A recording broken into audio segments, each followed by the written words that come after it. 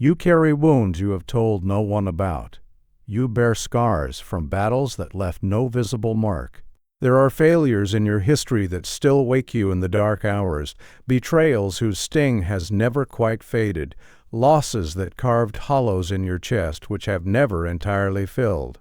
You have been told by the comfortable wisdom of comfortable people that these experiences are misfortunes to be survived and then forgotten, regrettable passages in an otherwise acceptable existence. You have been counseled to move past your pain, to put it behind you, to achieve that bloodless state called closure, where the wounds no longer trouble your convenient days.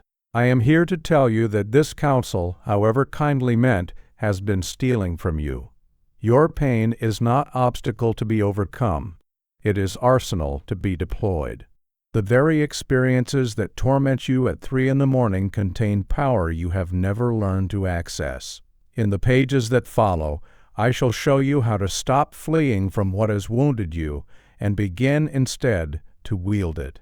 The transformation will not be comfortable, but then nothing worth possessing ever came from comfort. There exists a false equation that has corrupted the understanding of nearly every man and woman of our age, and I shall expose it to you now with the directness the matter demands. This equation, accepted without examination by millions, proceeds as follows. The absence of pain equals the presence of happiness. Comfort equals success. Safety equals wisdom. Upon this foundation of falsehood, entire lives are constructed. And upon this same foundation, those lives crumble into insignificance and regret.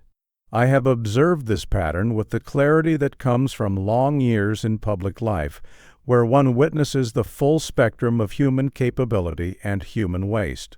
The ordinary citizen arranges every particular of his existence toward the elimination of discomfort. He selects his employment not for its significance but for its security.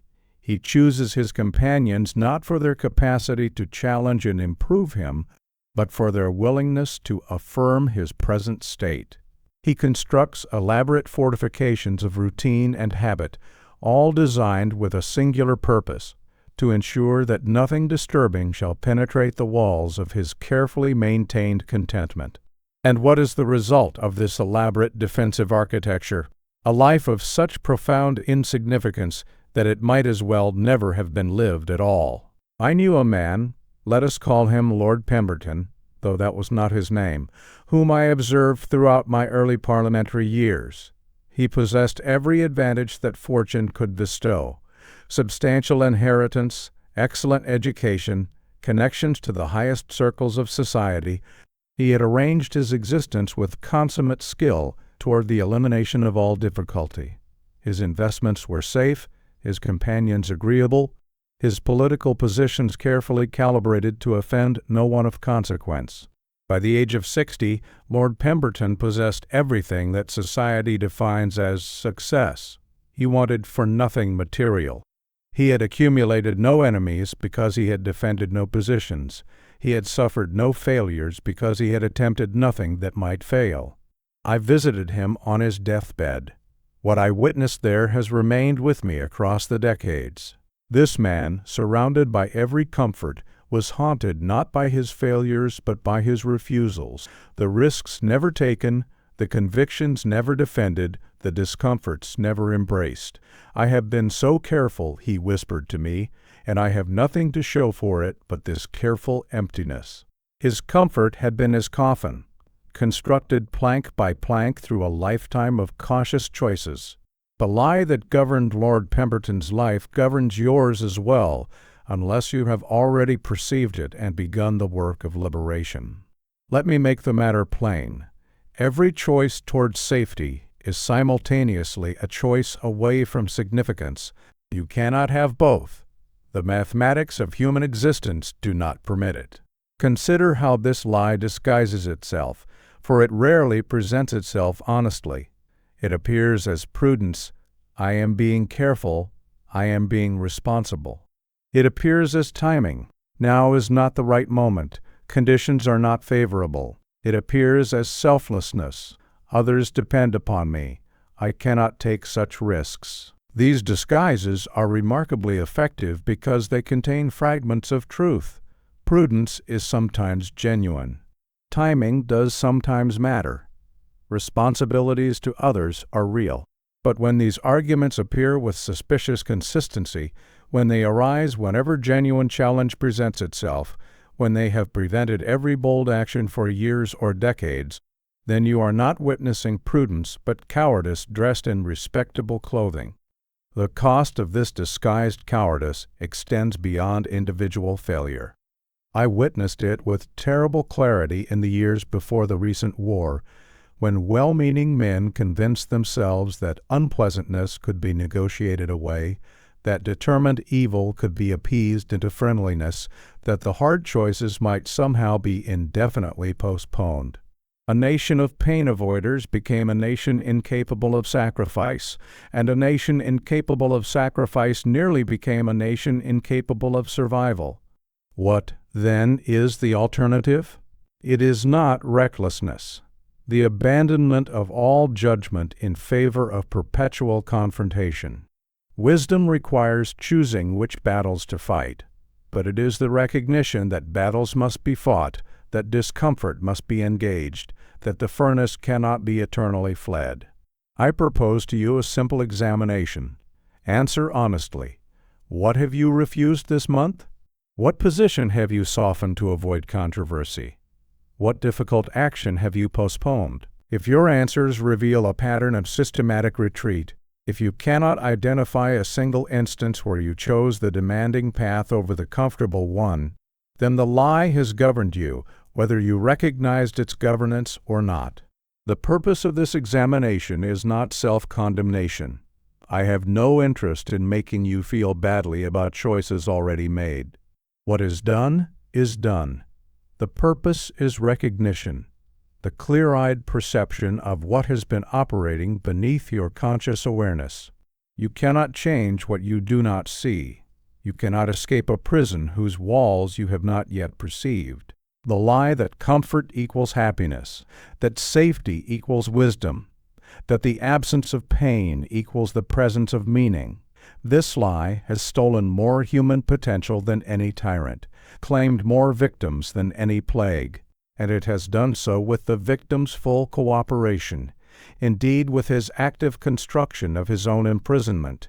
But here is the truth that the lie conceals. Your pain is not your enemy.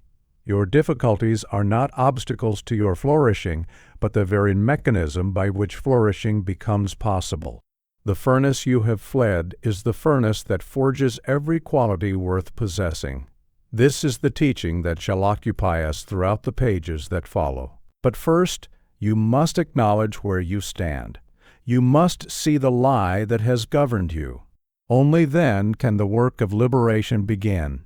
Pain is not meaningless sensation inflicted by an indifferent universe. This is the understanding that transforms everything, and it is the understanding that most thoroughly eludes those who need it most. Your wounds are not merely damage to be minimized and forgotten. They are communications awaiting interpretation. They are lessons encoded in the language of suffering. They are, if you possess the knowledge to read them, the most valuable education you shall ever receive. I arrived at this understanding not through philosophical contemplation, in some comfortable study, but through the harsh curriculum of experience. In the year 1915, I bore responsibility for the Dardanelles campaign.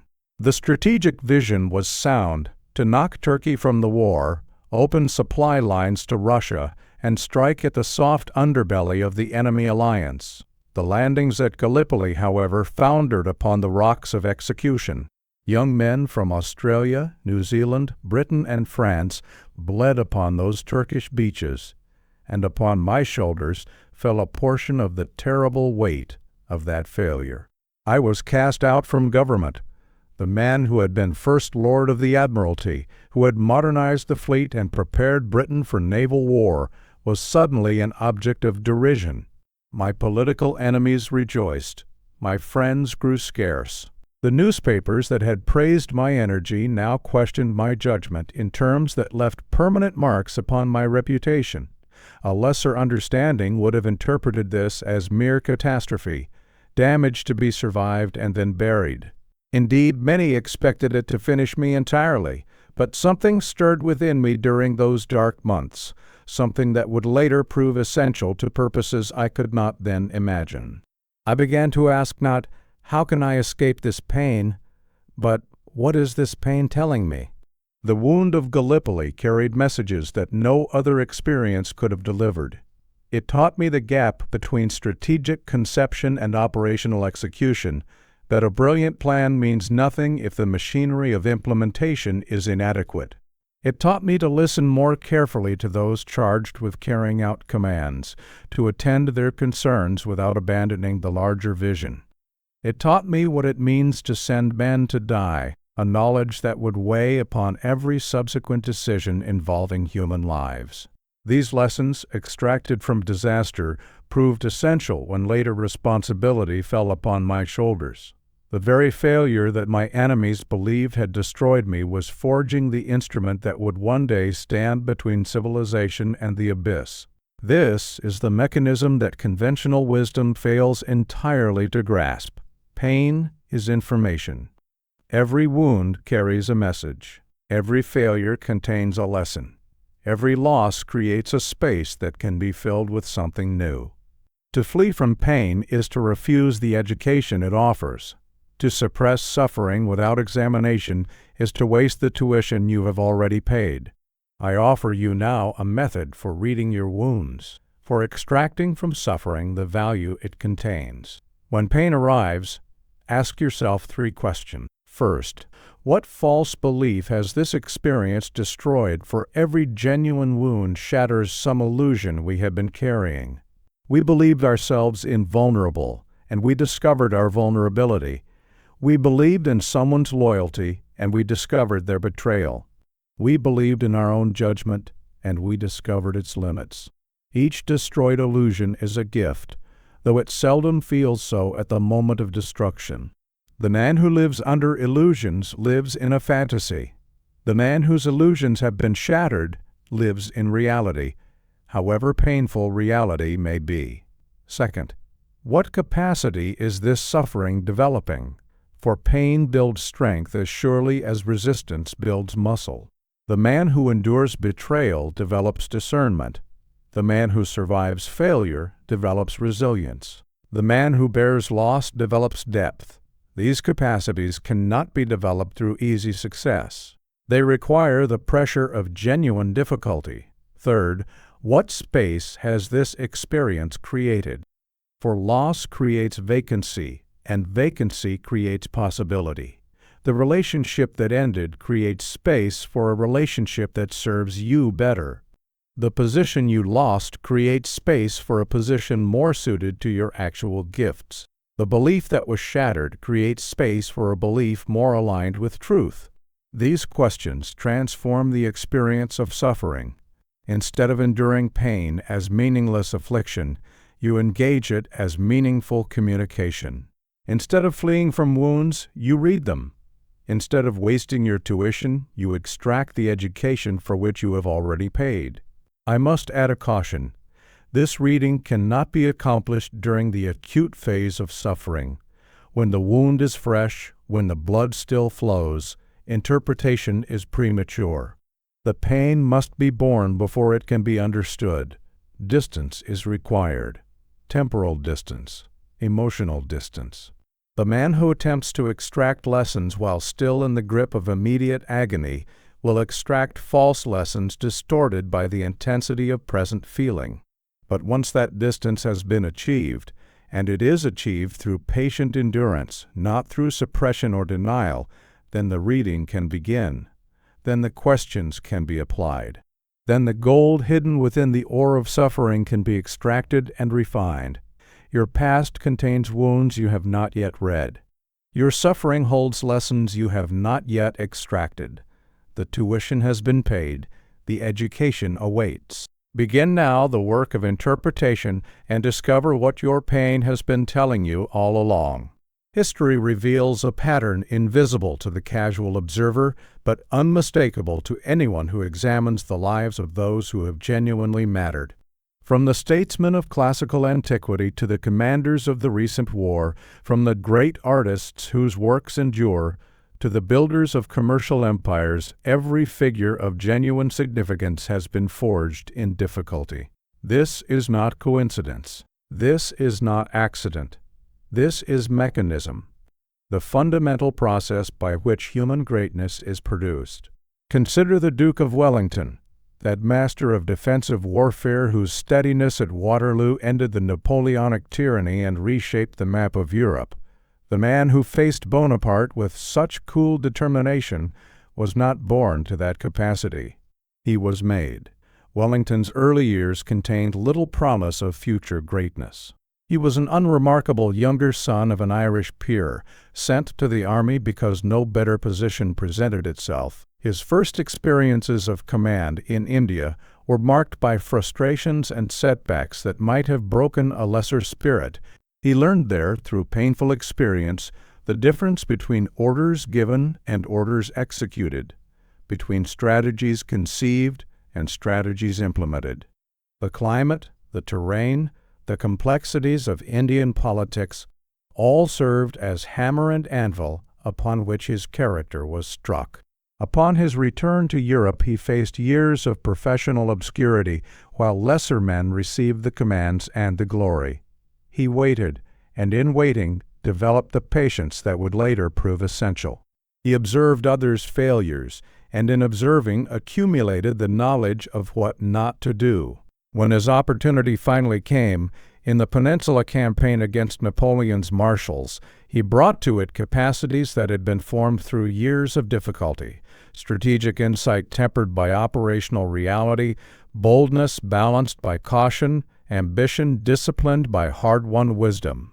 The point I wish you to grasp is this: the same forge that made Wellington is available to you.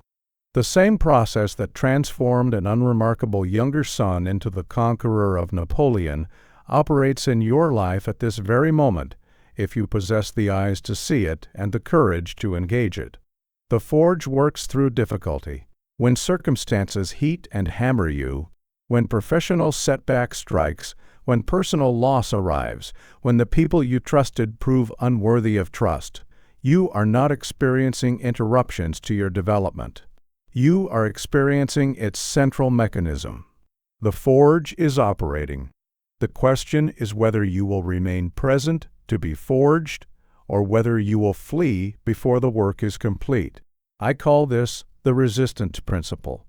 The forge works only on metal that remains present. The man who flees at the first sensation of heat, who retreats whenever the hammer falls, removes himself from the very process that would have made him capable. His flight feels like self-preservation. It is actually self-abandonment. He preserves his comfort at the cost of his development. He survives as the unchanged, and therefore as the inadequate. Greater difficulty, properly engaged, produces greater capacity. This is why those who have suffered most, and not broken, possess resources unavailable to the comfortable. They have been heated to higher temperatures. They have been struck with heavier hammers. The metal of their character has been worked more thoroughly. When you encounter such a person, and you recognize them by a certain gravity of presence, a depth in the eyes, an authority that needs no assertion, you are witnessing the product of the forge. The inverse is equally true. Those who have been protected from difficulty possess a certain shallowness that no amount of education or advantage can disguise. They speak confidently of matters they have never tested against reality. They offer advice from positions of untested certainty. When genuine crisis arrives, their inadequacy reveals itself, often at precisely the moment when competence is most required. I do not suggest that you should seek suffering, that you should manufacture difficulties to accelerate your development. This is not the teaching. The forge arrives without being sought. Life provides ample heat and hammering without any effort on your part. The teaching concerns your response when the forge presents itself. When you find yourself in circumstances of genuine difficulty, when the heat rises and the blows fall, Recognize these as forged conditions. Ask not, how do I escape, but what is being forged in me? Identify specifically what capacities this difficulty might be developing. Is it patience, discernment, courage, compassion, resilience? Each forge produces different metal according to the specific nature of the heat applied. Attend to the heat rather than fleeing it.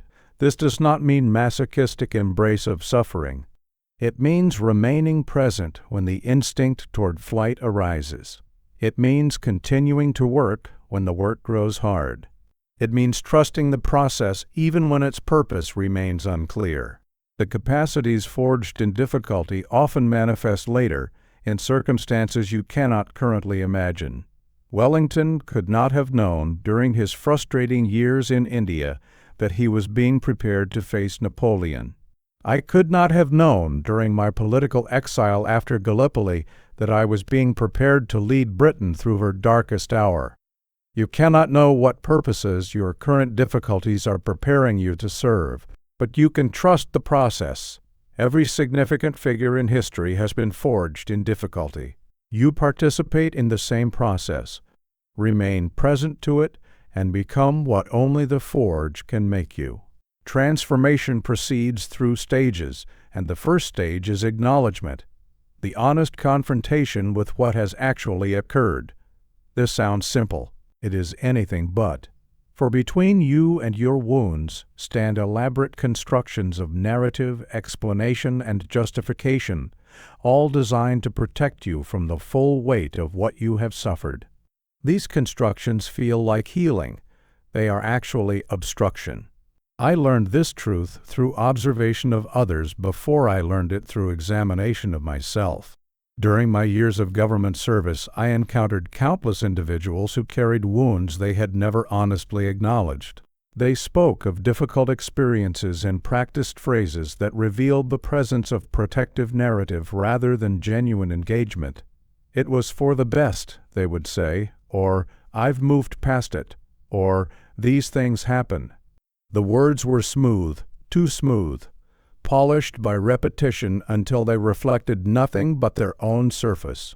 I recall particularly a young officer I encountered who had lost half his company in a disastrous engagement, partly attributable to his own judgment error. When I spoke with him months after the action, he had constructed an elaborate narrative of exculpation. The intelligence had been faulty, he explained. The supporting artillery had failed to arrive as promised. The enemy's strength had been underestimated by headquarters. No one could have known what he would face. Each element of his narrative contained truth. The intelligence had indeed been imperfect. The artillery had indeed been delayed. The enemy had indeed been stronger than anticipated. But beneath these truths lay a deeper truth he could not face. His men had died in part because he had not yet been adequate to the responsibility he bore. His decisions, made in the fog of battle with incomplete information, had been the wrong decisions. Young lives had ended because of choices that began in his mind. His protective narrative allowed him to function. It permitted him to continue in his duties without being crushed by guilt. But it also prevented transformation. The lessons his wound contained remained unextracted. The capacity his suffering might have developed remained undeveloped. He carried the weight of the experience without gaining its benefit. Only later, after circumstances compelled him to confront what he had so carefully avoided, did the transformation begin. My men died because I was not yet the officer they deserved, he finally admitted, first to himself, then to me. The admission was agony. It was also liberation. From that moment of honest acknowledgment, his development as a commander began in earnest. He became, in time, the kind of leader whose judgment could be trusted, whose decisions saved lives rather than costing them. But he could never have become that man while he remained protected by his narrative of exculpation. This pattern appears wherever human beings suffer significant wounds. We construct stories to bear what seems unbearable. We develop explanations that remove responsibility. comparisons that minimize significance, conclusions that provide premature closure. Others had it worse. It made me who I am. Everything happens for a reason. These phrases do not indicate genuine processing. They indicate narrative protection. I offer you a method for dissolving these protections, not to increase your suffering, but to make transformation possible. The method is simple in description and demanding in execution. Write what happened using only factual language, stripped of interpretation, justification, or emotional cushioning. When you write, "My father was distant and critical," rather than "My father did his best with what he knew," or "My father's behavior wasn't really that bad compared to others," you are moving toward honest acknowledgement. When you write, "I failed at my first business venture and lost everything I had invested," rather than "The market wasn't ready for my concept," or "I learned valuable lessons from that experience," you are beginning to dissolve the protective narrative. This dissolution is uncomfortable precisely because the narratives exist to provide comfort. You constructed them for protective purposes, and they have served those purposes well. But protection purchased through avoidance is protection that prevents transformation. The wound that cannot be acknowledged cannot be transformed. Genuine acknowledgement operates at 3 layers. The surface layer acknowledges the event itself: what happened, when, where, involving whom. The deeper layer acknowledges your response to the event, not merely what occurred, but what you felt, what you thought, what you did or failed to do in response. The deepest layer acknowledges what the event revealed about you, about your vulnerabilities, your inadequacies, your areas of blindness. Most acknowledgement never proceeds past the surface layer. "Yes, that happened," we say, and consider the matter addressed. But genuine transformation requires descent through all 3 layers, confronting not merely what occurred, but how we responded and what that response revealed about ourselves. I do not suggest that all protective narratives should be dissolved immediately. Some wounds require distance before acknowledgement becomes possible. The grief that is still raw, the betrayal that is still fresh, these may require time before the deeper work can begin. Wisdom lies in distinguishing between wounds ready for acknowledgement and wounds requiring further patience. But do not mistake the need for patience for permission to avoid indefinitely. The wound that is perpetually not yet ready for acknowledgement is the wound that will never be transformed. At some point, readiness must be chosen rather than waited for. The descent into honest acknowledgement must begin. Within every wound honestly acknowledged lies gold awaiting extraction. This is not mere metaphor, but precise description of a process that converts suffering into strength. The extraction, however, does not occur automatically. It requires deliberate effort, specific technique, and considerable persistence. The gold must be sought, identified, and refined before it becomes usable resource. I discovered this truth during my years of political exile following the Dardanelles failure. The wound had been honestly acknowledged. I did not hide behind narratives of unfair treatment, though unfair treatment there certainly was. I did not pretend that circumstances alone had caused the disaster, though circumstances had indeed been difficult. I confronted the full weight of what had occurred. A campaign I had championed had failed, men had died, and my reputation lay in ruins. But honest acknowledgement, though necessary, was not sufficient. It produced clear-eyed suffering rather than transformation. I could see my wound clearly. I had not yet learned to extract from it the gold it contained. The extraction began when I started to ask systematic questions of my experience. What do I now know that I did not know before? I knew the gap between strategic conception and operational execution. I knew how a brilliant plan can founder upon inadequate implementation. I knew that commanding from a distance is fundamentally different from commanding in the field, and that the distance can distort judgment in ways invisible to the distant commander. What can I now do that I could not do before? I could assess military operations with a depth previously lacking. I could evaluate the practical requirements of proposed actions with attention to details I had formerly dismissed. I could listen to operational concerns without losing sight of strategic necessity, balancing the two rather than allowing either to dominate. What false certainties have been destroyed? My confidence in my own judgment had been helpfully shattered. I had believed myself capable of directing complex military operations through force of intellect and will. I discovered that intellect and will, however considerable, cannot substitute for certain kinds of knowledge that only experience provides. This was painful learning, but it was learning that would serve me well when later circumstances demanded decisions of even greater consequence. These questions, what do I now know? What can I now do? What false beliefs have been destroyed? Constitute the beginning of extraction. To them I add a fourth. What space has this experience created? Loss creates vacancy, and vacancy creates possibility. The political exile I suffered created space from the daily demands of office, space for reflection that active service did not permit, space to write, to paint, to build with my own hands, to develop dimensions of self that constant political activity had suppressed. The very deprivation that I lamented opened doors that full employment would have kept firmly shut. I walked upon my land at Chartwell, laying bricks for walls that still stand, and in that physical labor found a form of meditation unavailable in the corridors of power.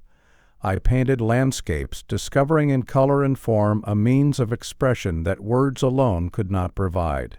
I wrote volumes of history and memoir that forced me to examine the past with a thoroughness that present action never permits. These activities were not mere distractions from pain. They were the specific opportunities that pain had created.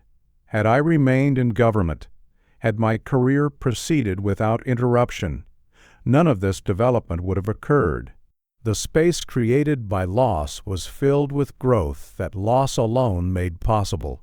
The extraction of gold from your own wounds requires similar systematic inquiry. Take a wound you have honestly acknowledged and apply these questions in writing, for writing forces precision that mere thought does not require. First, what specific knowledge has this suffering provided? Do not accept vague answers. I learned a lot is not extraction. It is avoidance of extraction. What specifically do you now know that you did not know before? Name it, describe it, make it concrete. Second, what specific capacity has this suffering developed? Again, precision is required. I'm stronger now tells you nothing useful. Stronger in what way? More capable of what? More resilient to what specific pressures? The capacity must be identified before it can be consciously deployed. Third, what false belief has this suffering destroyed? What did you believe before the wound that you no longer believe after? Each destroyed belief represents liberation from error. Painful liberation, but liberation nonetheless. The man who has lost his illusions has gained reality, and reality, however harsh, is the only foundation upon which genuine achievement can be built. Fourth, what space has this suffering created? What is now possible that was not possible before? What doors have opened that were previously shut?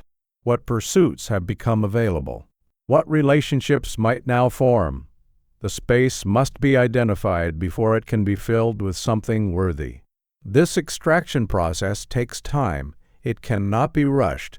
The gold lies deep within the ore, and mining requires patience. Some wounds require multiple sessions of inquiry before their full value emerges. But the value is there, waiting for the persistent seeker who knows how to look. Your past suffering has paid tuition. The question is whether you will claim the education for which you have already paid, or whether you will let the gold remain buried in the ruins of your unexamined pain. Extraction without integration produces insight without transformation. You may understand perfectly what your wounds have taught you. You may articulate with precision the capacities they have developed, the illusions they have shattered, the spaces they have created. Yet this understanding, however complete, remains merely intellectual until it has been absorbed into the very structure of your identity. The third movement, integration, is where knowledge becomes character, where insight becomes instinct, where the lessons of suffering become permanent features of the self. I observed this distinction with painful clarity during my years of public service. I encountered men of considerable intelligence who understood their experiences thoroughly, yet remained unchanged by them. They could analyze their failures with sophistication. They could identify the lessons those failures contained. They could speak eloquently about what they had learned. Yet when similar circumstances arose, they repeated the same errors with the same results. Their understanding had never penetrated beneath the surface of intellect into the deeper regions where character resides. The opposite pattern was equally instructive. I knew men of modest intellectual gifts who had been genuinely transformed by their experiences. They could not always articulate what they had learned. Their wisdom was not verbal but embodied. Yet their behavior had changed. Their responses had altered. They had become different men, and the difference showed in everything they did. The distinction lies in integration.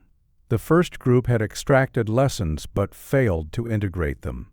The second group had integrated what they had learned, even without being able to name it precisely. Integration is the process that makes the difference, the alchemical operation that transforms extracted gold into the permanent currency of character. How does one accomplish this integration? The method requires deliberate practice, sustained attention, and considerable patience. First, you must explicitly revise your self-concept to include your transformed understanding. This is not mere wordplay. The narratives we carry about ourselves govern our behavior more thoroughly than any conscious intention. If your self-narrative still describes you as the person who existed before your wound, before the lessons it taught, then you will continue to act as that earlier person acted. I recall the process by which I integrated the lessons of my political exile following Gallipoli. The extraction had been thorough. I understood the gap between strategy and execution, the dangers of distant command, the necessity of attending to operational concerns. But understanding was not enough. I had to revise my fundamental conception of myself. Before Gallipoli, I conceived of myself as a man of brilliant strategic vision, whose force of intellect and will could overcome any obstacle. After integration, I conceived of myself differently, as a man whose strategic vision must be constantly tested against operational reality, whose confidence must be balanced by humility, whose certainty must be tempered by doubt. This revised self-conception was not diminishment but development. The second man was more capable than the first, precisely because he had incorporated the lessons the first had painfully learned. Second, integration requires rehearsal until new responses become automatic. The insight that remains only in conscious memory will be forgotten under pressure. When crisis arrives, and crisis always arrives, you will not have time to remember what you learned. You will respond from instinct, from the patterns that have been trained into your nervous system through repetition. If those patterns have not been updated through deliberate rehearsal, you will respond as the old self responded, regardless of what the new self understands. During my wilderness years, I did not merely contemplate my lessons. I rehearsed them. I wrote extensively about military operations, examining campaigns in detail, forcing myself to consider how I would approach command differently given what I now knew. I discussed strategy and tactics with military men, testing my revised understanding against their experience. I visited the trenches in Flanders as battalion commander, practicing the attention to operational detail that my previous self had neglected. When the supreme test came, when the fate of Britain and indeed of civilization rested upon decisions made in the War Cabinet, I did not have to remember what Gallipoli had taught me. I had become the man those lessons made. The integration was complete. The responses were automatic. The character had been forged. Third, integration shows itself in changed responses to similar circumstances. This is the test of genuine transformation. When you encounter situations that previously triggered old patterns, what emerges? If the old response still appears, the same fear, the same avoidance, the same inadequacy, then integration remains incomplete. If new responses have replaced the old, integration has succeeded. How do you know when integration has truly occurred? I offer 3 markers. First, you respond differently without having to think about it. The new response has become natural, requiring no conscious effort. Second, you cannot quite remember what it felt like before the transformation. The old self has become foreign, difficult to recover even in imagination. Third, you find yourself puzzled when others exhibit the patterns you have transcended. Their behavior seems strange because it is no longer available to you as a natural response. Integration takes time. It cannot be rushed. Some lessons require months or years of rehearsal before they become instinct. Do not mistake slow progress for failure. The forging of character is not accomplished in a day, but neither should you accept indefinite delay. At some point, deliberate practice must begin. At some point, the revision of self-concept must be undertaken. At some point, you must start becoming the person your wounds have prepared you to be. The reward of integration is permanence. Insight fades, character endures. Understanding can be forgotten, identity persists.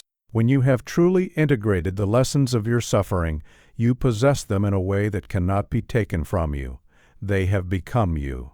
And what you have become cannot be unbecome. Not all wounds yield to the transformation process with equal readiness. You will discover, as you apply the methods I have outlined, that certain injuries resist your best efforts with remarkable tenacity. The acknowledgement that came easily for one proves impossible for another.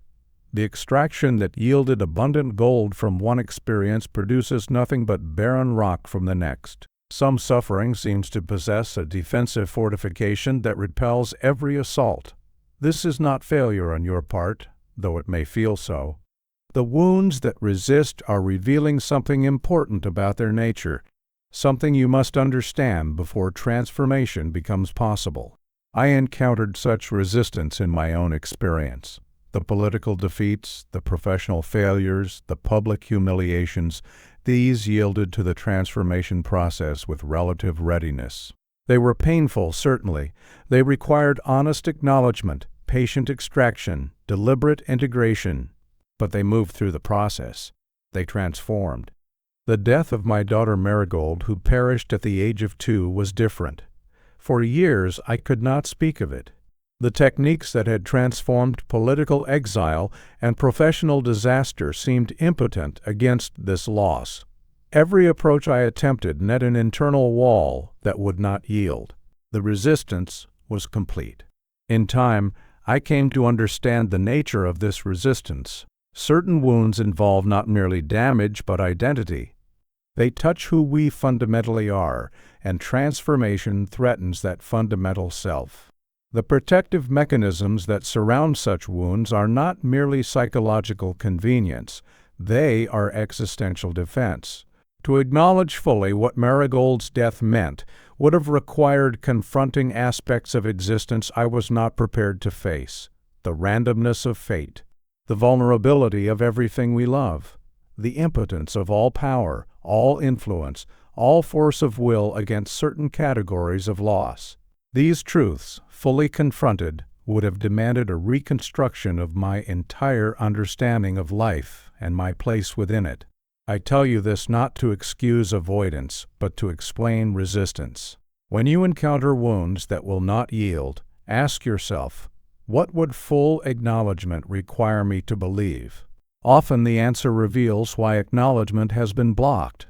The wound threatens a self-image you cannot relinquish. The lesson would demand changes you are not ready to make. The truth it contains is a truth you are not yet prepared to bear. There are 3 distinct types of resistance, and identifying which type you face guides the approach required. The first type resists acknowledgement.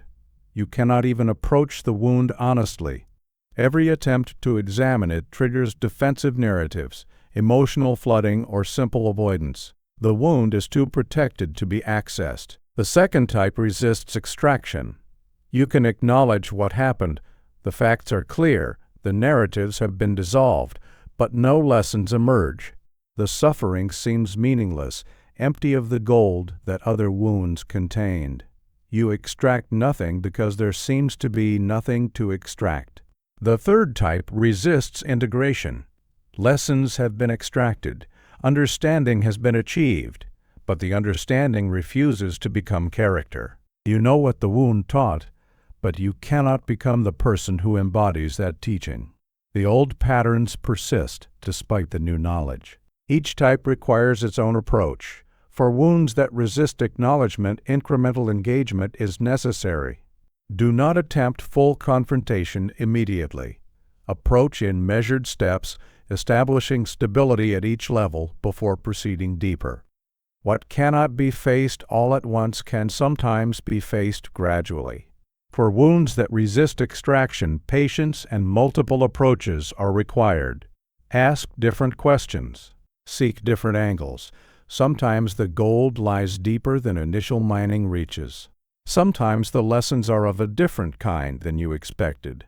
Not what the wound taught, but what your resistance to it reveals. For wounds that resist integration, the obstacle often lies in fear of the changed self. Ask, what would I become if I truly embodied this lesson? Sometimes the answer reveals that you are resisting not the lesson, but its implications. The transformation required feels like death of the self you know, and in a sense, it is. I must add, some wounds require accompaniment. They cannot be transformed in solitude. The presence of another, a trusted friend, a spiritual director, a skilled guide, makes possible what isolation prevents. There is no shame in this requirement. Some work cannot be done alone. Finally, some wounds resist because their time has not yet come. The psyche has its own schedule, its own readiness, its own seasons. A wound that resists today may yield tomorrow or next year or in a decade. Patience must be balanced against persistence, and wisdom lies in discerning which is required in each case. The wounds that resist are not permanent fixtures. They are problems with solutions. Solutions that may require time, approach, accompaniment, or patience, but solutions nonetheless. Your wounds are not isolated incidents scattered randomly across the landscape of your life.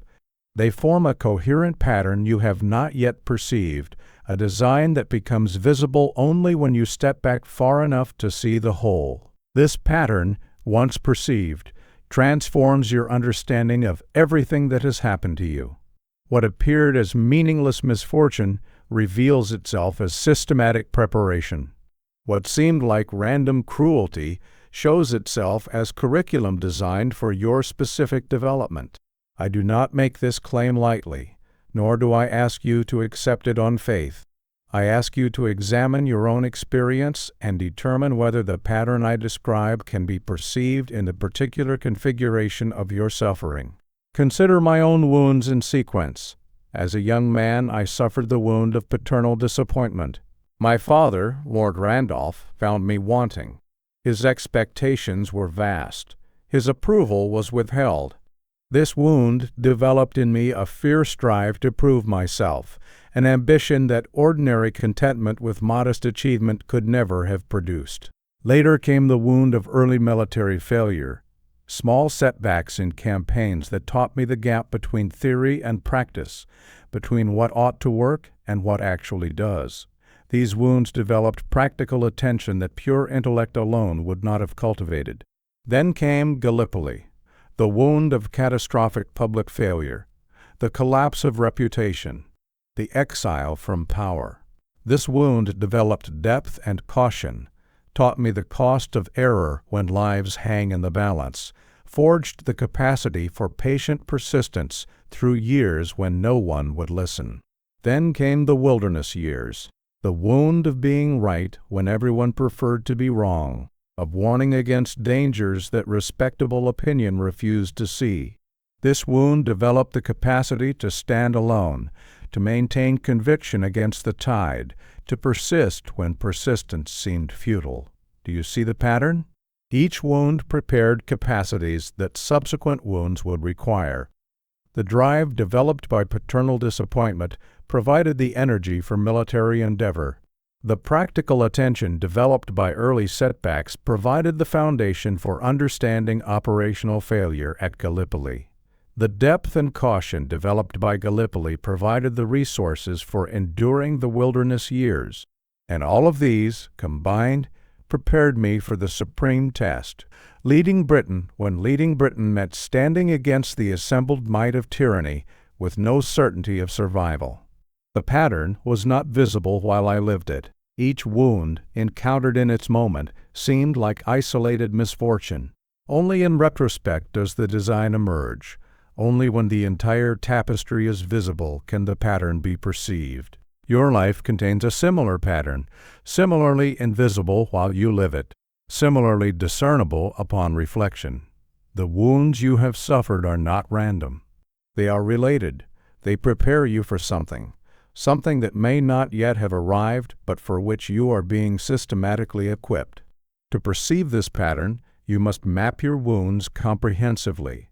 List every significant injury of your life in chronological sequence.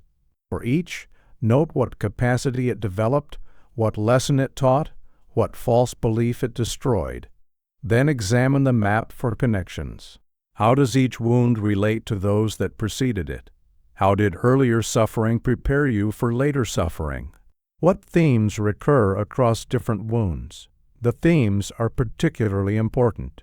Most lives contain 2 or 3 dominant wound themes, patterns of injury that appear repeatedly with variations. You may find a theme of betrayal running through multiple relationships.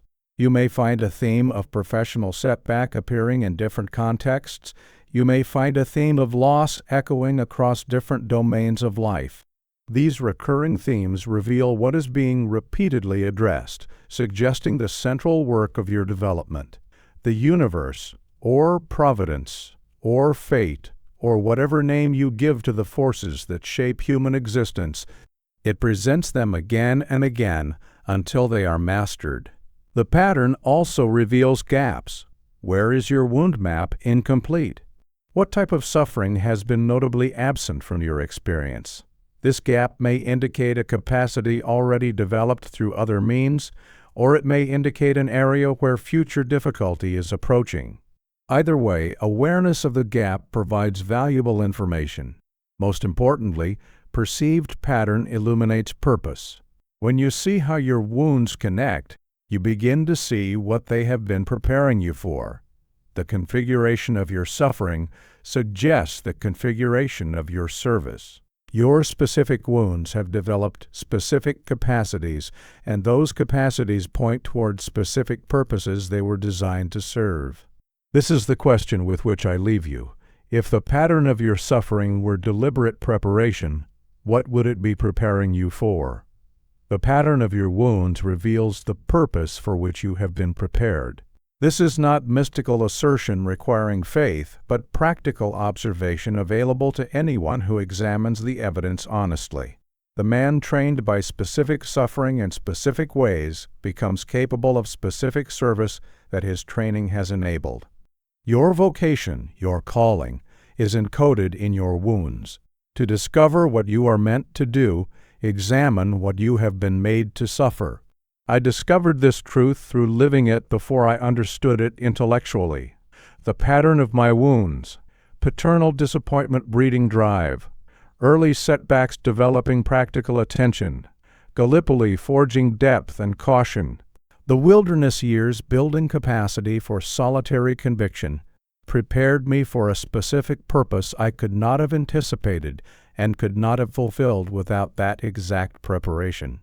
When the hour of supreme crisis arrived, when France fell and Britain stood alone against the Nazi tyranny, the question was not whether I had the courage to lead. Many men have courage. The question was whether I possessed the specific combination of capacities that this specific crisis required. It required drive, the relentless energy to work 18-hour days, to demand impossible efforts, to refuse despair when despair seemed the only rational response. The wound of paternal disappointment had provided this. It required practical attention, the ability to master details of military operation while maintaining strategic vision, to understand what commanders in the field faced while directing them toward larger objectives. The wounds of early military experience had developed this. It required depth and the knowledge of cost, the understanding that every decision meant lives, that orders given in the War Cabinet resulted in young men dying on beaches and in the skies. It required the capacity to stand alone in conviction, to persist in belief when the weight of respectable opinion stood opposed, to maintain course when wiser men counseled accommodation. The wilderness years had built precisely this capacity. Had I not suffered each of these wounds, I would have lacked the corresponding capacity. Had the pattern been different, I would have been prepared for different service. The suffering was not despite my eventual purpose, but because of it. The wounds were preparation for a vocation I could not have fulfilled unwounded. Your wounds follow the same logic.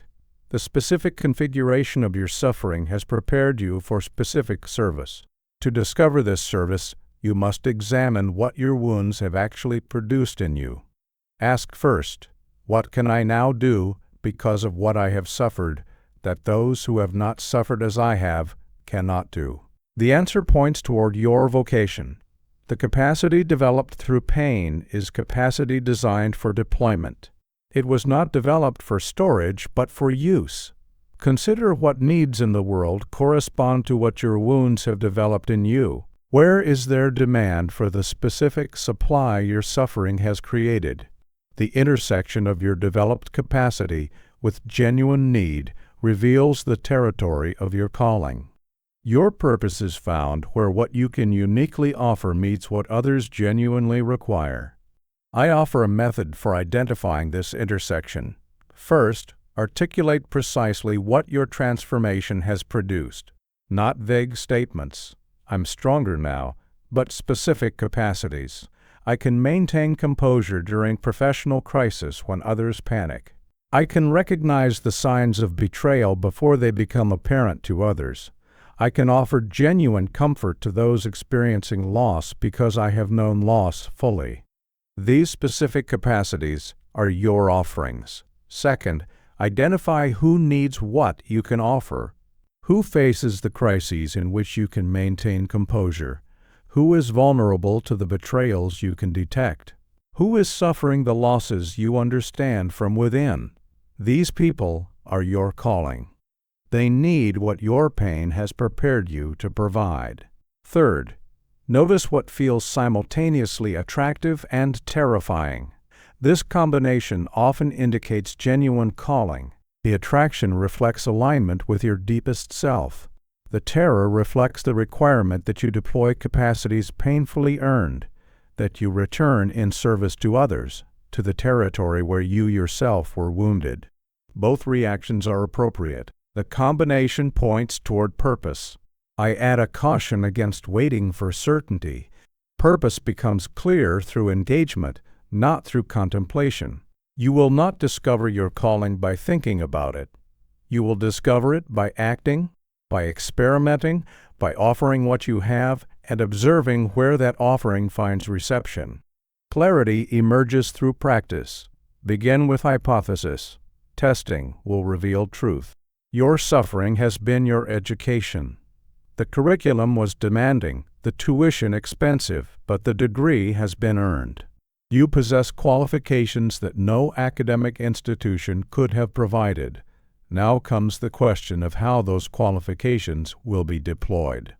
The world has need of what your wounds have made you.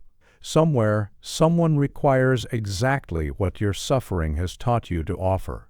Find them, serve them, and in serving, discover the purpose your pain has been preparing you to fulfill all along. Transformation achieved must be transformation maintained. The forged self does not preserve its shape automatically. Without deliberate attention, even profound transformation gradually erodes under the relentless pressure of ordinary existence. The habits of the old self reassert themselves. The patterns that were transcended slowly return. The integration that seemed complete begins to fragment. I have witnessed this erosion countless times, in others and, I confess in myself, during periods when vigilance lapsed. A man achieves genuine transformation through suffering, honestly engaged. He becomes, for a season, the person his wounds have forged him to be. Then, gradually, the old responses return. The old fears resurface. The old inadequacies reassert their dominance. What was gained through such painful effort slips away through mere inattention. This need not occur. The forged self can be maintained indefinitely, but maintenance requires practice. Daily practice as regular and non-negotiable as the practices that maintain physical health. Just as the body requires daily attention to remain fit, the transformed character requires daily attention to remain transformed. I shall describe the practices that served me during the years when maintenance mattered most, the years of the war, when every day demanded the full deployment of every capacity my suffering had developed, when any erosion of transformation would have been not mere personal failure, but catastrophe for millions. The first practice is morning orientation. Before the day's business began, before the first dispatch was read, before the first meeting was attended, before the cascade of decisions commenced, I spent several minutes in deliberate remembrance. What has my suffering taught me? What purpose has it prepared me for? What capacities must I deploy today? This brief practice aligned the coming day's efforts with transformed understanding. It reminded me who I had become, before the pressures of the day could make me forget. The practice need not be lengthy. 2 minutes of genuine attention accomplish more than an hour of distracted contemplation. But the practice must be consistent. It must occur every day, without exception. The morning orientation becomes the foundation upon which the day's right action is built. The second practice is what I call the difficulty reframe. When challenge arises during the day, and challenge always arises, there is a moment before response when interpretation occurs. The old self interprets difficulty as threat, as punishment, as evidence that something has gone wrong. The transformed self interprets difficulty differently, as information, as opportunity, as the forge continuing its work. The practice is simply this. When difficulty arrives, pause before responding and ask one question. Is this damage, or is this forge? The question interrupts automatic reaction. It creates space for transformed understanding to enter. It allows you to respond from the forged self rather than reacting from the old self that difficulty threatens to resurrect. This practice requires no additional time, only additional attention. The pause takes seconds, but in those seconds, the entire character of your response can be transformed. The third practice is evening review. Before rest, before the mind surrenders to sleep, spend 5 minutes examining the day that has passed. Where did I act from transformed understanding? Where did I revert to pre-transformation patterns? What triggered the reversion? What adjustment does tomorrow require? This examination is not self-flagellation. Its purpose is not to punish yourself for failures, but to identify patterns requiring attention. If the same trigger produced the same reversion 3 days running, something needs to change. Perhaps the trigger needs to be avoided. Perhaps the response needs additional rehearsal. Perhaps deeper integration is required in this specific area. The evening review provides the information necessary for continuous refinement.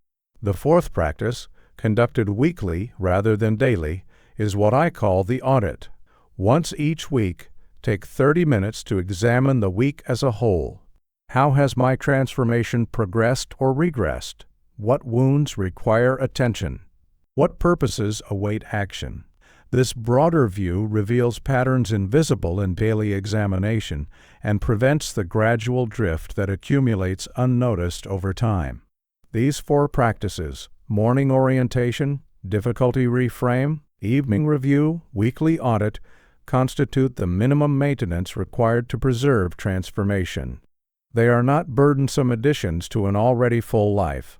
They are essential investments that make everything else more effective. The man who practices them accomplishes more with less effort than the man who neglects them, because his efforts flow from integrated capacity rather than fragmented distraction. I add a final recommendation. Create a collection of passages from your own writing, from wise authors, from any source that reinforces your transformed understanding, and read from this collection regularly. The mind needs reminding. The memory of transformation fades without reinforcement. Regular contact with words that express your deepest understanding maintains that understanding when circumstances conspire to erode it. The practices require discipline, but discipline is merely decision made consistent. Decide now that you will practice. Then practice, regardless of feeling, regardless of circumstance, regardless of the 1,000 excellent reasons your resistant self will generate for exception. What is decided and practiced becomes habit. What becomes habit becomes character, and what becomes character cannot be easily lost. The ultimate test of transformation is not peaceful reflection, but pressured action. You may maintain your practices faithfully. You may preserve your forged character through the daily disciplines I have described. You may feel confident that your transformation is complete and permanent. Then the fire returns, fresh difficulty arrives, new wounds are inflicted, and everything you have built faces the test of deployment under pressure. This test will come. I do not say it may come. I say it will come with the certainty of sunrise. Life does not cease presenting difficulties simply because you have learned to transform them. The forge does not close simply because you have emerged from it once. New heat, new hammering, new opportunities for either deployment or collapse, these await every transformed self, regardless of how thorough the transformation has been. The question is not whether the fire will return, but how you will meet it when it does. I faced this test with particular intensity in the days following Dunkirk. Everything the nation had feared had come to pass. France had fallen with a swiftness that stunned even the pessimists. The British Expeditionary Force, the professional corps of our army, had been driven to the beaches and evacuated in a desperate improvisation that saved the men but abandoned their equipment. The German Wehrmacht stood triumphant on the Channel coast, and invasion seemed not merely possible but imminent. The transformation I had achieved through earlier suffering, the depth forged by Gallipoli, the persistence developed through the wilderness years, the practical attention cultivated by decades of engagement with military matters, was suddenly required in full measure. This was not time for further development. This was time for deployment. Every capacity my previous wounds had created was now demanded by present necessity. I tell you what I discovered in those dark days. The transformed self, properly forged and properly maintained, rises to meet such moments. The capacities developed through suffering are not merely intellectual possessions that might be remembered or forgotten. They are structural features of character that activate automatically when circumstances require them. I did not have to remember the lessons of Gallipoli. I had become the man those lessons made. The response emerged from what I was, not from what I recalled. This is the fruit of genuine integration. The man who has merely learned lessons must search his memory under pressure, hoping to retrieve relevant understanding before the moment passes. The man who has integrated lessons responds from transformed identity. His wisdom is not stored, but embodied. It does not need to be accessed because it is always present, woven into the fabric of his being. But I must be honest. Even the transformed self faces temptation when the fire returns. The old patterns do not disappear entirely. They retreat to the margins of consciousness, waiting for moments of weakness when they might reassert themselves. Under sufficient pressure, sufficient fear, sufficient exhaustion, the pre-transformation self can rise again, offering its familiar responses of panic, despair, or flight. I recall one particular night during the Blitz when the bombing seemed to have no end and reports of destruction arrived with numbing regularity. For a moment, a brief moment, but genuine, I felt the old responses stirring. The doubt, the fear, the temptation to despair. 20 years of transformation nearly crumbled in a single hour of accumulated pressure. What saved me was practice. The disciplines I had maintained through years of relative peace had built strength I could draw upon in the hour of crisis. The morning orientation, conducted that very morning before the night's terror commenced, had aligned my mind with transformed understanding. The difficulty reframe, applied reflexively as each new report arrived, interpreted the destruction as challenge rather than defeat. The evening review, conducted the previous night, had identified creeping despair and prompted me to address it before it could take root. The practices do not prevent difficulty. They prepare you to meet it. They ensure that when the fire returns, you face it as the forged self, rather than reverting to the self that existed before forging began. I offer you a method for deployment when new difficulty arrives. First, activate what I call the deployment mindset. When crisis comes, do not ask, "Why is this happening to me?" This question leads nowhere useful. Ask instead, "What does this require of me?" The shift from victim thinking to deployment thinking activates transformed capacity. It moves you from passive suffering to active engagement. Second, conduct a rapid capacity inventory. Survey the resources your transformation has developed. What do I now possess because of previous suffering that is relevant to this situation? What have I learned that applies here? What strength have I developed that this moment demands? The inventory reminds you of what you have become and makes those resources available for deployment. Third, apply pattern recognition. New difficulties often echo earlier ones. Ask, what previous wound does this resemble? What did I learn then that applies now? The patterns of your past provide templates for your present. The lessons extracted from earlier suffering often transfer directly to current challenges. Fourth, maintain what I call the steady center. Under pressure, when panic threatens and the old responses seek to reassert themselves, return to the fundamental truths your transformation has established. Pain is information, not punishment. Difficulty is forge, not destruction. I have survived worse than this and emerged stronger. This return to center prevents the chaos that derails deployment. Finally, after the immediate crisis passes, conduct deliberate integration of the new wound. Fresh suffering requires the same transformation process as old suffering. Acknowledge what has occurred. Extract the lessons it contains. Integrate those lessons into your already transformed character. The forged self becomes more thoroughly forged with each successive fire it survives.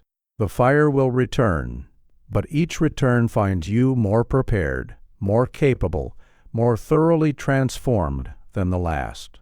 The weapon is not merely forged once. It is tempered repeatedly until it can withstand any heat the universe applies.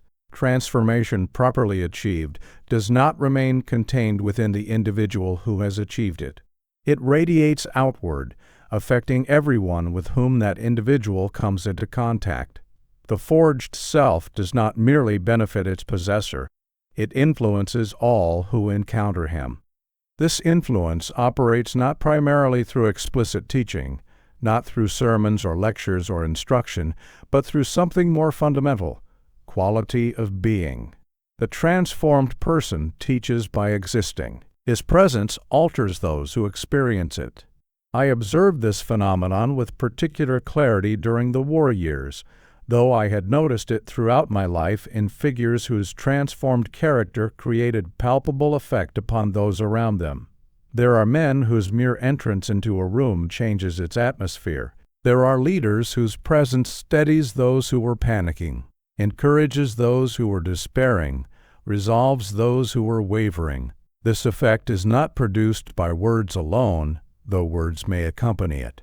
It emanates from something deeper, from what the person has become through the forge of transformed suffering.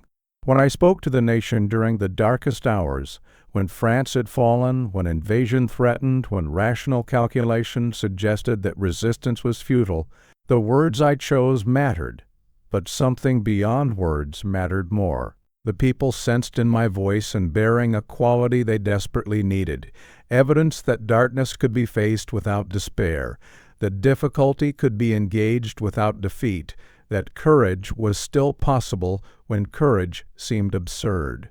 This transmission operated below the level of conscious recognition. Listeners did not analyze what they perceived. They felt it. They borrowed stability from a presence that demonstrated stability was possible. They drew courage from a voice that embodied courage.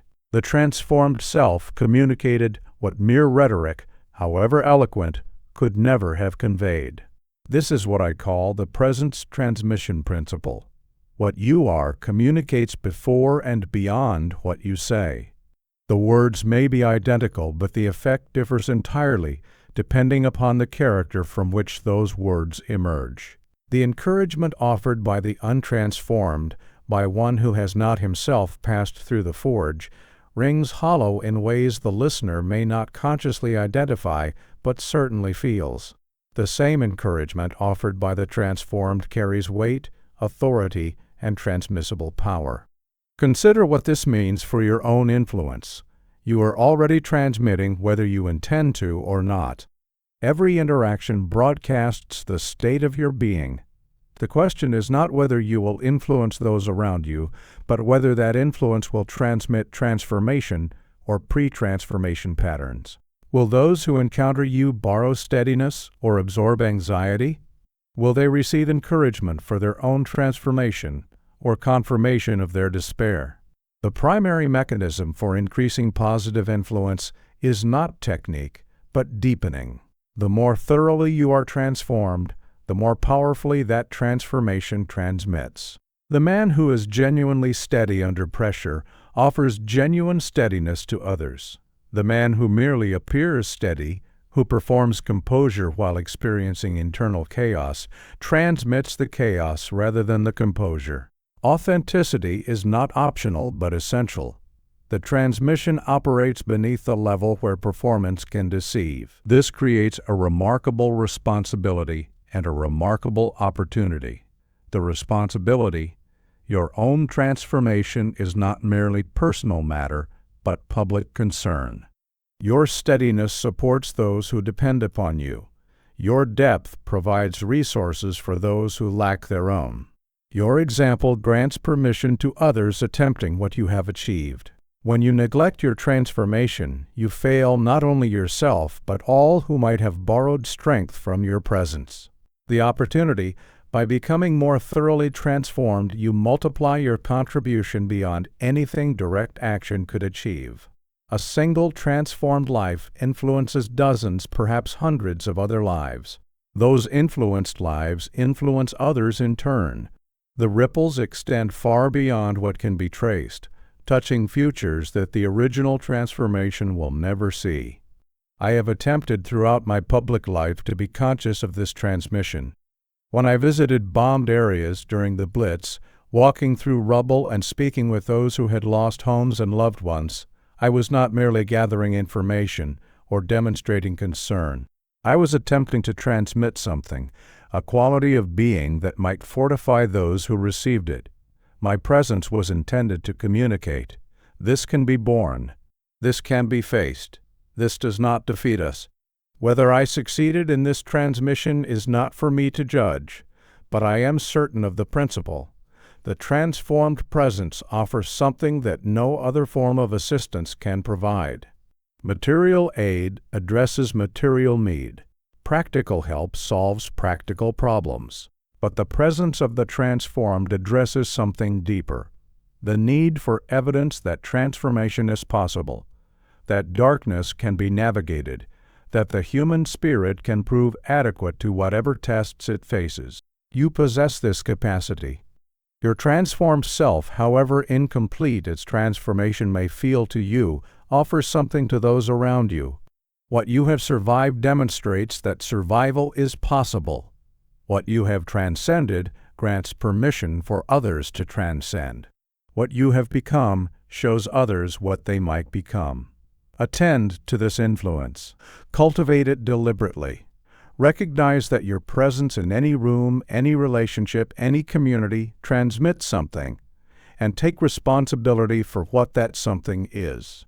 The transformed self is not merely personal achievement, but public resource. Offer that resource consciously and watch the ripples of your transformation extend beyond anything you could accomplish through effort alone. At the deepest level of embodiment, a remarkable transformation of experience occurs that I must now attempt to describe, though words struggle to capture what I have known. The man who has fully integrated the understanding presented throughout this work no longer experiences pain as enemy. He experiences it as something altogether different, as collaborator in his ongoing development, as information arriving for his benefit, as the continuing operation of the forge that has made him what he is. This is not stoic suppression, where pain is felt but refused acknowledgement. It is not denial, where pain is pushed from consciousness through force of will. It is not pretense, where the appearance of equanimity masks internal turmoil. It is genuine perceptual transformation, a change in how difficulty registers upon the consciousness of the transformed. I discovered this transformation gradually, through accumulated experience rather than sudden revelation. Early in my life, difficulty arrived as threat. Each setback, each failure, each opposition seemed to announce that something had gone wrong, that the universe was hostile, that I was under assault. This perception, difficulty as attack, generated responses of fear, anger, and desperate resistance. Even when I prevailed against the difficulty, I was exhausted by the combat. Later, through the work of transformation I have described, difficulty came to be perceived differently. It was no longer attack, but forge. Each challenge was opportunity for development rather than threat to existence. This shift, substantial as it was, still retained the sense that difficulty was something to be survived, something that would eventually pass, something that I must endure until easier conditions returned. But at the deepest level, a level I did not reach until the later years of my life, even this perception transformed. Difficulty became genuinely interesting, not merely endurable, not merely transformable, but fascinating in itself. When challenge arrived, I found myself curious about it. What was this situation requiring of me? What would I discover about my capacities in meeting it? What would I learn that I could not have learned otherwise? This curiosity is the hallmark of what I call the joy of the forged. The word joy may seem strange in this context. How can there be joy in difficulty, in suffering, in the return of the fire? Yet joy is the precise word.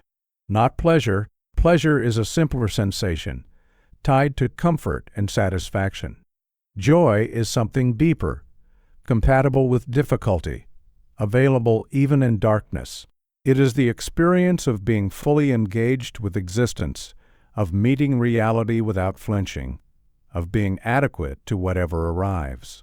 I recall a particular moment during the war when this joy manifested with startling clarity. The news had been uniformly bad for weeks. Losses mounted daily. The strategic situation offered little ground for optimism. Every rational calculation suggested that we faced odds that could not be overcome. And yet, as I worked through the night on yet another crisis, I found myself experiencing something unexpected, a deep satisfaction in the engagement itself, a strange happiness in the meeting of supreme challenge with whatever capacity I possessed. This was not satisfaction with the situation. The situation was terrible. It was not happiness about the outcomes. The outcomes remained uncertain and potentially catastrophic.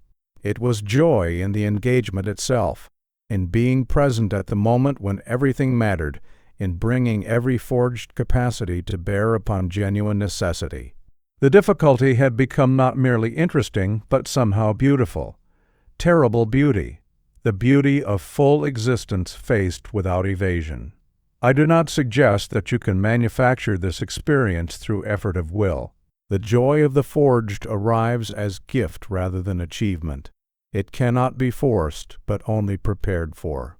What I have described throughout this work, the acknowledgement, the extraction, the integration, the daily practice, the deployment under pressure, all of this prepares the ground. The joy emerges when the ground has been prepared thoroughly enough. Yet there are approaches that seem to encourage its emergence. The cultivation of the observer is one. The capacity to watch your own responses to difficulty as they occur, maintaining a witnessing presence even while the reacting self engages with the challenge. This observing part creates distance within which transformation can occur. When the observer becomes stable, when it remains present regardless of what the reacting self experiences, the joy becomes more accessible. The attitude of testing is another, approaching difficulty as the athlete approaches competition, interested in performance rather than frightened by pressure. What will I discover about my capacities in this situation? How will I perform under these specific conditions? What am I capable of that I have not yet demonstrated? This attitude transforms difficulty from threat to opportunity in ways that make joy possible. I must add a caution. The joy of the forged is not masochistic seeking of pain. It does not mean creating unnecessary difficulties or remaining in harmful situations that could be changed. The teaching concerns response to difficulty that arrives, not pursuit of difficulty that could be avoided. The forged self does not seek the fire, he simply no longer flees it when it comes. When genuine welcome of difficulty develops, when you can meet suffering with something approaching gratitude for its arrival, a paradox often manifests. Life seems to test you less. The challenges do not cease, but their character changes. What once seemed overwhelming now seems manageable.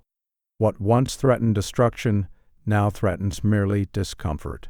Perhaps this is because the universe tests only those who have not yet demonstrated their capacity to pass the test. Perhaps it is merely altered perception that makes unchanged circumstances seem different. I do not know.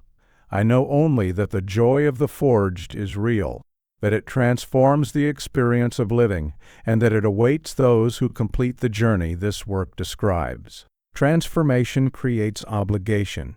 This principle follows necessarily from everything I have presented, and now I must make it explicit so that you cannot evade its implications. The man who has forged his pain into power possesses resources that most people lack. This possession is not neutral. It creates debt, a debt owed to those still struggling in the fire, those who have not yet learned to transform their suffering, those who need what you have developed but cannot develop it themselves. I understood this debt most clearly during the war years, when what I had become through decades of transformed suffering was not private possession to be enjoyed in comfortable retirement, but public resource demanded by national necessity. The capacity to face darkness without despair, developed through years of personal struggle with what I called the black dog, was required by millions who could not find their own steadiness and needed to borrow from mine. The depth forged by failure and exile was demanded by circumstances that required depth. The conviction developed through the wilderness years, when I alone seemed to perceive the approaching danger, was required when the danger arrived and conviction became essential.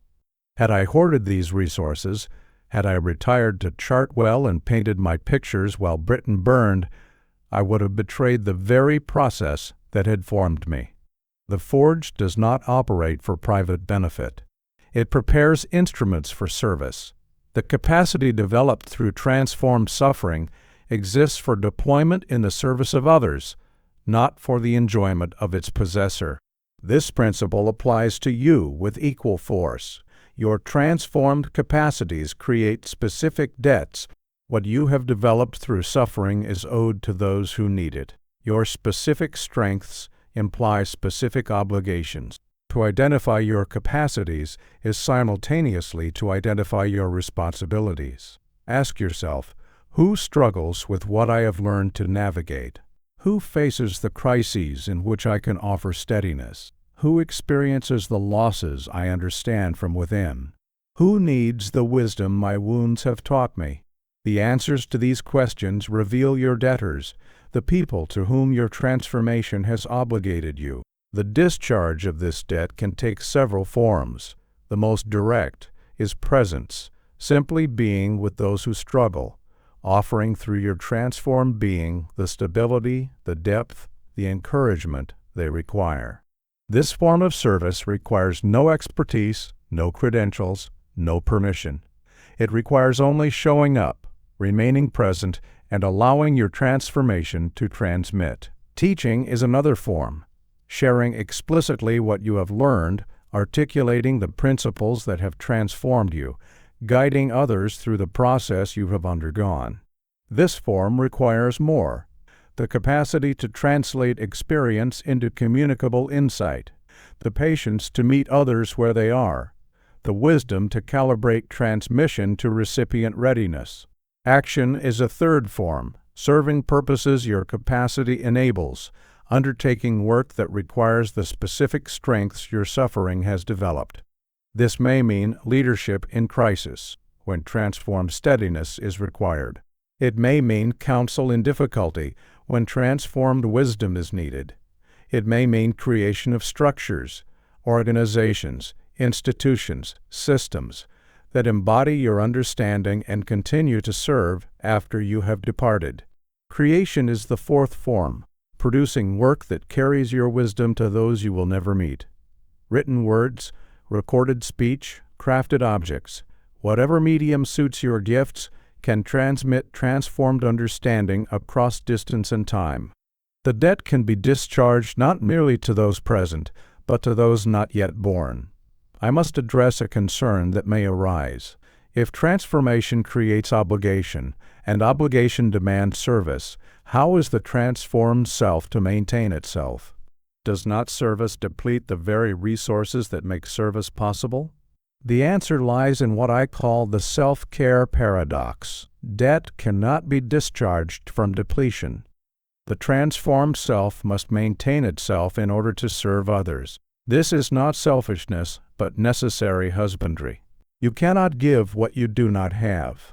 The practices I described, the morning orientation, the difficulty reframe, the evening review, the weekly audit, are not optional additions to a life of service. They are essential maintenance without which service becomes unsustainable. The forged self serves from fullness, not from emptiness. When you deplete yourself in service, you do not honor your debt.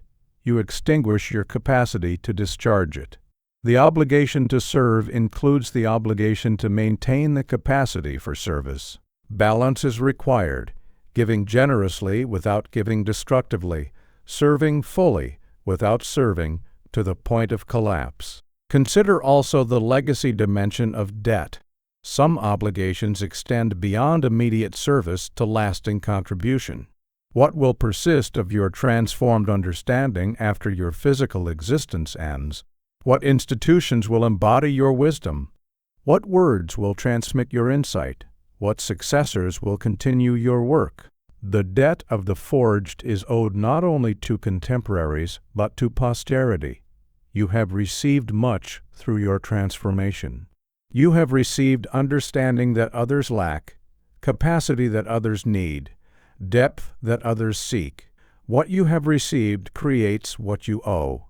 The discharge of this debt is not burden but privilege, the privilege of contributing what only you can contribute, serving in ways that only your specific transformation makes possible.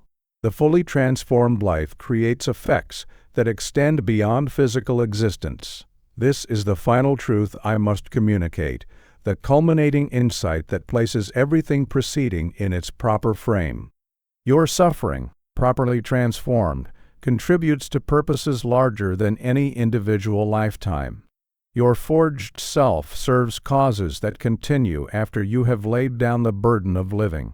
The weapon forged in pain becomes eternal, not through preservation of its material form, but through propagation of its effects.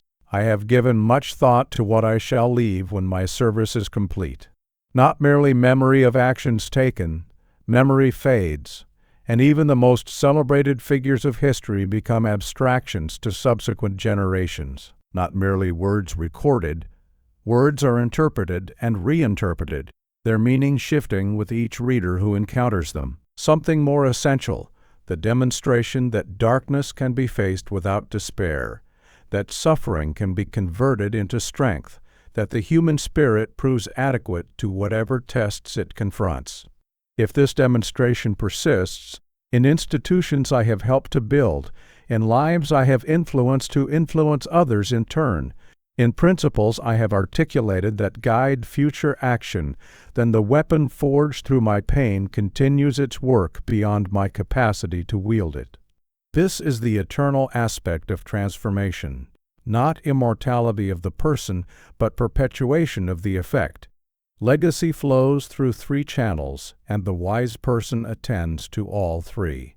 The first channel is influence, the direct impact upon those you have affected, who affect others, who affect still others, in chains extending beyond anything you can trace. Every life touched by your transformed presence carries forward something of what touched it. The steadiness you transmitted to one becomes steadiness they transmit to many. The courage they borrowed from you becomes courage they lend to others. The influence multiplies through generations you will never see. I think of the young officers I encountered during the war, men who borrowed something from my presence during their hours of trial. Many of them died before the victory came, but some survived, and those who survived carried forward what they had received. They became leaders in their own spheres, transmitting to others what had been transmitted to them.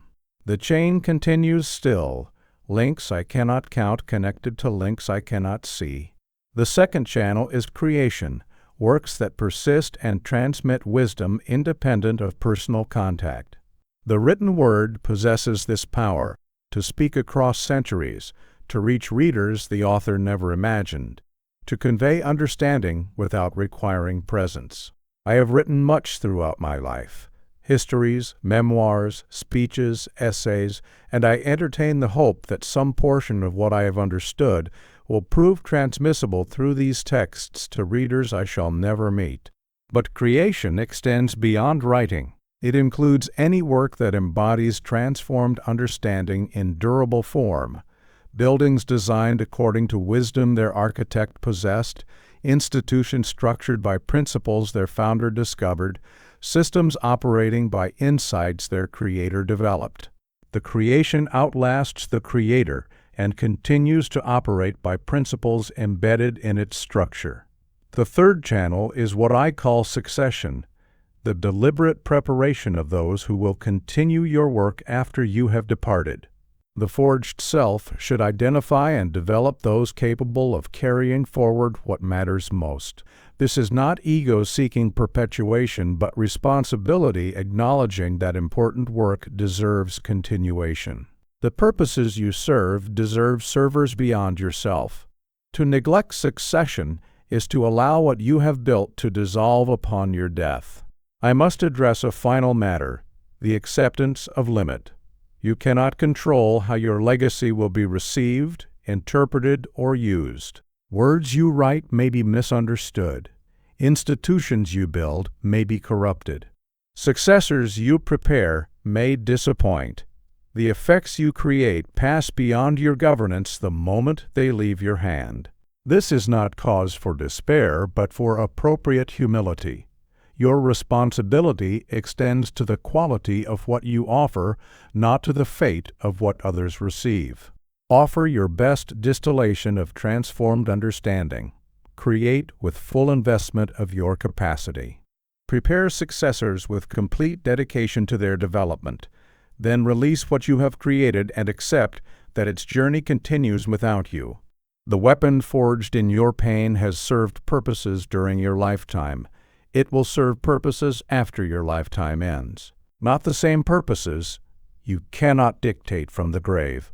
But purposes nonetheless, connected to yours by chains of influence you cannot see and cannot control. This is the final truth. Your suffering matters beyond your life. What you transform contributes to what you cannot witness. The forge that has formed you forms through you those who come after. The weapon becomes eternal, not through your immortality, but through its continued operation in the hands of those who inherit what you have created. I have given you what I have, the understanding earned through decades of transformed suffering, the principles, the practices, the insights, the warnings, all now passed to you. What you do with this inheritance is beyond my control, but I trust that some portion of what I have learned will prove useful to some portion of those who read these words. Go forth, face what must be faced, transform what can be transformed, serve what must be served. And when your service is complete, leave behind you something that continues the work.